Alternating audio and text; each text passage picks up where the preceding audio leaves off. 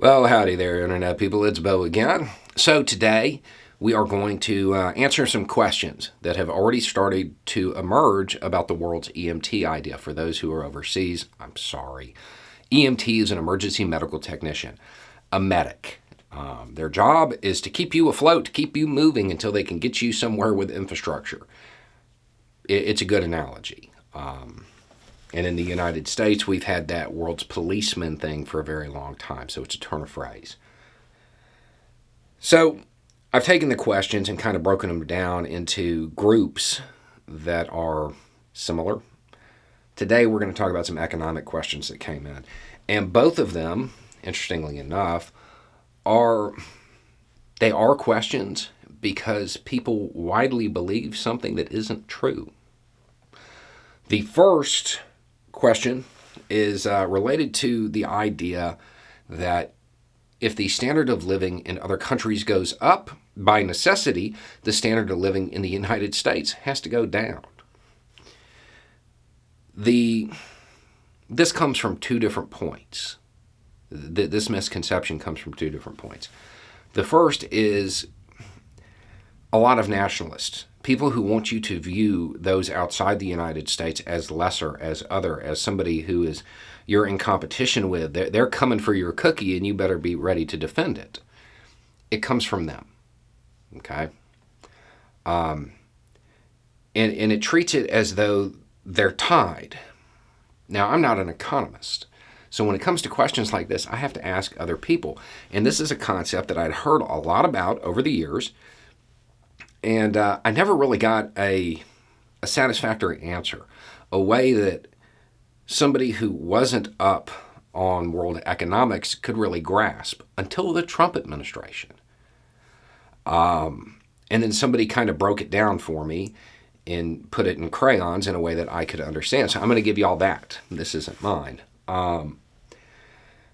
The gross domestic product of a country is like the big number. That's the number that really matters. And it's the total value of all goods and services that get exchanged or produced or whatever within the country or within a set geographic area over a set period of time. Okay? If it was true that the economic output was linked and that there's only so much to go around, anytime the U.S. GDP went up, another country's would go down. That's not what happens. It's not even close to what happens. Even in the incredibly exploitive system that we operate under today, the trading partners of the United States, their GDP tends to go up. It's not true. That idea isn't true coming from this standpoint. Now, the other place where this gets reinforced is the idea that there is only a certain amount of economy to go around. There's only so much that can be done. And this comes from environmentalists. And it comes from them because they're rightly concerned with environmental degradation. And over the years, economic growth and environmental degradation have kind of gone together a whole lot. So it stands that they are viewed as having to go together. But that's not true. It's not. And the funny thing about it is that environmentalists know this on some level, but they still equate resource exploitation with environment or economic growth. But how is the Green New Deal marketed?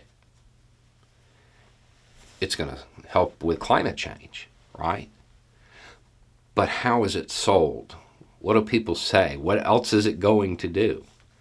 It's a jobs program. It's going to generate a lot of economic activity. We live in a world where everything is commodified. Everything. If they could figure out a way to charge you to breathe, they would. Everything's commodified. That means that everything makes money for somebody, including things that aren't bad for the environment. This idea that the standards of living have to balance out and that there's only so much to go around, it's not true. It is not true. Okay, the next question is, well, there's no money in peace. Also not true. Go back to that statement before. We live in a world where everything is commodified. Everything makes money. If you don't believe that being a humanitarian and engaging in relief produces a lot of money, yeah, take a look at the Red Cross. Look at that budget. But beyond that, it goes a different way. When people say that, what they're saying is that multi-billion-dollar companies aren't going to make a lot of money off of peace. That's not true. It's just not the companies that make a lot of money off of war. Different kinds. Who would make money off of helping build infrastructure? Energy companies, like new energy companies, like solar panels, hydro, that kind of stuff. Wind turbines. They would make a lot because in countries that don't have a lot of infrastructure, they don't have an entrenched industry related to fossil fuels that's going to require them to stick to that method. So they'll be able to go there. To put it into a real clear, easy picture here in the United States. Let's say the United States decided to do something good, altruistic. Every kid in the country is going to get breakfast if they want it, right? The United States government is going to pay for breakfast food for kids. General Mills and Eggo are going to make a dump truck full of cash. It's just not defense contractors that are going to make a lot of money. It would go to companies that provide medical infrastructure.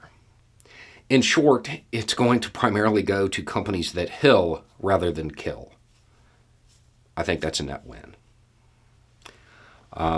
There are a bunch of other questions, and we're going to go through them all before we even restart and finish off the original parts to the series. So, anyway, it's just a thought. Y'all have a good day.